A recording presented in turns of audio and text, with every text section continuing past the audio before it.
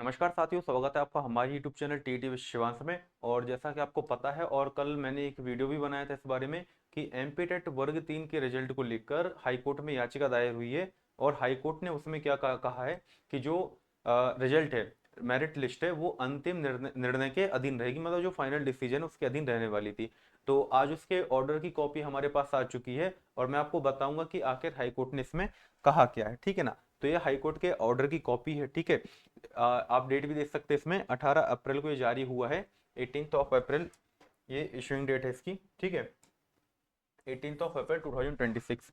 तो अब देखो, ये सब चीजें पढ़ने से तो कोई मतलब नहीं है, मैं आपको इसकी समरी पूरी पूरी बता देता हूँ अभी। ठीक है ना। क्या है इसमें, केस की डिटेल क्या है, सबसे पहले मैं आपको ये बता दूं थोड़ा सा कि हाईकोर्ट इंदौर पीठ में ये केस लगा हुआ था। ठीक है। और माननीय न्यायमूर्ति श्री जय कुमार पिल्लई ने निर्णय दिया 18 अप्रैल 2026 को। अंकित कुमार बनाम मध्य प्रदेश राज्य और अन्य थे। ठीक है। अब इसमें हुआ क्या है कि जो याचिकाकर्ता थे, हमारे याचिकाकर्ताओं की मुख्य मांगे क्या थी आपको पता, आरसीआई बोनस वाला सारा इशू चल रहा था ये वाला। ठीक है। तो काफी लोग परेशान थे कि भाई अब क्या होगा, रिजल्ट का कैसे क्या होगा, रिवाइज होगा रिजल्ट तो क्या चीजें रहेंगी, कहीं मेरिट लिस्ट से आउट तो नहीं हो जाएंगे। और साथ ही जो हमारे स्पेशल एजुकेटर थे, जिनके पास वाकई में आरसीआई का डिप्लोमा था, तो अब उनकी क्या कंडीशन रहेगी। मुख्य मांग इनकी क्या थी।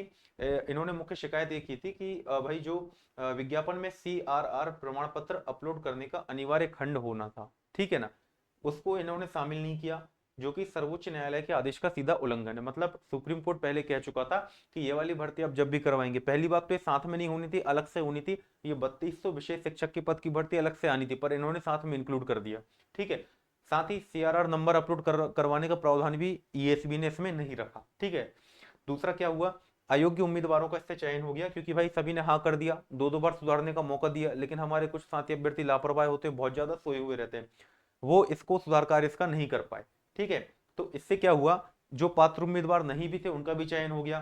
तो ऐसे कुल मिलाकर 14,964 अभ्यर्थी थे जिनका जिनको आरसीआई बोनस मिला। ठीक है। और दस्तावेज सत्यापन की इन्होंने मांग की इसमें कि जो है आपका दस्तावेज सत्यापन की मांग इन्होंने याचिकाकर्ताओं ने की कि आरटीआई के माध्यम से जो प्राप्त हमें सूची हुई है, आरटीआई के माध्यम से प्राप्त सूची है, उसके अनुसार लगभग 2000 के समथिंग अभ्यर्थी ही ऐसे हैं जिनके पास आरसीआई का डिप्लोमा है वास्तव में। ठीक है ना। तो इन्होंने बोला है कि आरटीआई के माध्यम से प्राप्त सूची का उपयोग करके 14,964 अभ्यर्थियों का दस्तावेज सत्यापन करवाया जाए, सीआरआर प्रमाण पत्र की जांच करवाई जाए, इसके बाद अयोग्य उम्मीदवारों को बाहर किया जाए। मतलब यदि किसी ऐसे अभ्यर्थी ने आरसीआई डिप्लोमा पे टिक करके 7.7 पे टिक करके सीआरआर का बोनस लिया, आरसीआई बोनस लिया है और उसका चयन हो गया, तो ऐसे अयोग्य उम्मीदवारों को बाहर किया जाए। ठीक है ना। अब एक चीज क्या है कि 14,964 अभ्यर्थी जो लिस्ट है, तो ये कुल अभ्यर्थी है, मेरिट लिस्ट में आए हुए अभ्यर्थियों की संख्या इससे कम। ठीक है ना। तो इन्होंने ये मांग की थी इसमें। ठीक है। इसके बाद क्या हुआ कि और एक और मांग इनकी क्या थी कि 2025 के डीबी से पहले सीआरआर प्रमाण पत्र अपलोड करने का निर्देश जारी करो और नई मेरिट सूची जारी करो और विशेष शिक्षा के पदों के लिए अलग कट ऑफ मार्क्स तथा अलग विज्ञापन जारी करना, ये इनकी डिमांड थी, जो कि वास्तव में जेन्युइन डिमांड है बिल्कुल, कि इनका कट ऑफ भी अलग आना चाहिए था, ना कि साथ में आना चाहिए था, और भर्ती भी इनकी अलग से करवाई जानी चाहिए थी। अब हाई कोर्ट जो है, माननीय न्यायालय है, उन्होंने क्या निर्णय लिया और क्या आदेश दिया है, ठीक है, वो हम देख लेते हैं।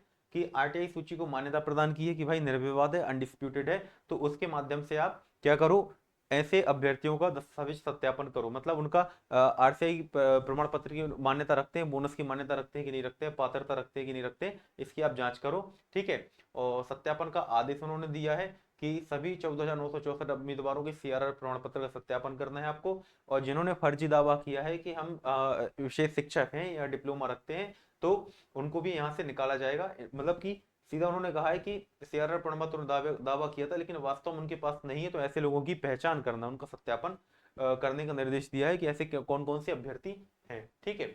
इसके बाद समय सीमा भी तय कर दी उन्होंने हाई कोर्ट ने कि भाई यह आदेश क्या है, जब से आदेश जारी हुआ मतलब 18 अप्रैल से, तो 30 दिन हम मान के चलते 18 मई तक हम मान सकते हैं कि तब तक इसकी संभावना पूरी पूरी बन रही है कि ये इसकी जांच पूरी कर लेंगे, व्यापम और जो विभाग है, शिक्षा विभाग है, ये लोग, इनको मिलकर इसकी जांच करनी है प्रॉपर। ठीक है। और इसके बाद क्या करेंगे कि जब जो भी इसका निष्कर्ष निकलेगा, इस कार्रवाई का निष्कर्ष निकलेगा, तो उसके अकॉर्डिंग फिर आगे की प्रक्रिया बढ़ाई जाएगी। ठीक है। और सीधा लिखा है यहाँ पर कि भाई अब इसके बाद टिप्पणियों के साथ न्यायालय ने वर्तमान याचिका का निपटारा डिस्पोज्ड ऑफ कर दिया है, मतलब ये केस हो चुका है टोटली खत्म।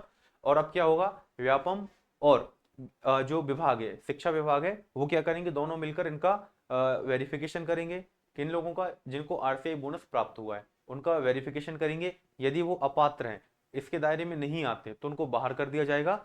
और नई मेरिट लिस्ट बनने की अब पूरी संभावना, या कहें कहें कि हाई कोर्ट ने ही इनडायरेक्टली बोल दिया है कि अब नई मेरिट लिस्ट बनाई जाए, ठीक है ना। पहले इनका सत्यापन होगा भाई, और ऐसा भी हो सकता है अब विभाग को निर्णय लेना है, ईएसबी को निर्णय लेना है कि अब दोबारा फॉर्म वगैरह ओपन करके उनके जो पंजीकरण क्रमांक है आरसीआई वालों के, तो उनके ऐसे पंजीयन क्रमांक फिल करवाएंगे वो, और उसके अकॉर्डिंग फिर नई मेरिट लिस्ट बनाएंगे, या फिर अलग से फिर सत्यापन करके आरटीआई की जो आरटीआई आई थी, आरटीआई की लिस्ट के अकॉर्डिंग सत्यापन करके उनका अलग से वेरिफिकेशन किया जाएगा, ठीक है।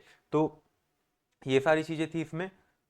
बाकी इसके पहले भी मैंने वीडियो बना के बताया था कि यदि मेरिट लिस्ट रिवाइज होगी तो क्या प्रभाव पड़ेगा मेरिट वालों पर और वेटिंग वालों पर, किनका सिलेक्शन हो सकता है, किनका सिलेक्शन रुक सकता है।